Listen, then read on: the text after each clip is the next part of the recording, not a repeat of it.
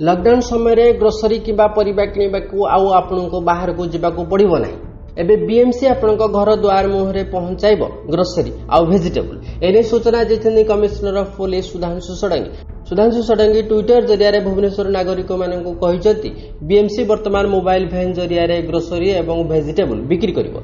एने बीएमसी रो 120 टी भैन वर्तमान कार्यक्रम रही है। आज सुधा अधिक 200 टी भैन बढ़ाइबा प्रस्ताव रखा जाय। जदि आपण वेजिटेबल किंबा परिबा किनिबा को चाहुचती तेबे बीएमसी द्वारा जारी होइतिबा एही मोबाइल भैन एवं फोन नंबर को टिपि रखନ୍ତୁ। भुवनेश्वर को विभिन्न जोन रे विभक्त करा जायछि एवं केउ जोन रे केउ गाड़ी बुलिबो एवं की प्रकार गाड़ी बुलिबो एवं से गाड़ी रे थिबा व्यक्तिंकर मोबाइल नंबर कोन ताहार एक तालिका ट्विटर जरिया सुधांशु षडंगी प्रकाश करिछन। कमिश्नर ऑफ पुलिस मीडिया को अनुरोध करिछन्ति एही सूचना को लोक मानक निकट रे पहुंचाइबा पई।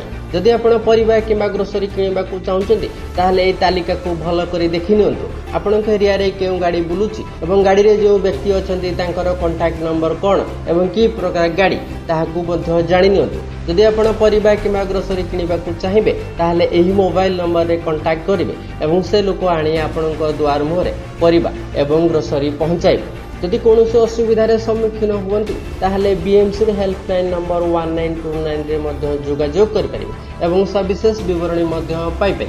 ब्यूरो रिपोर्ट जय ओडिशा।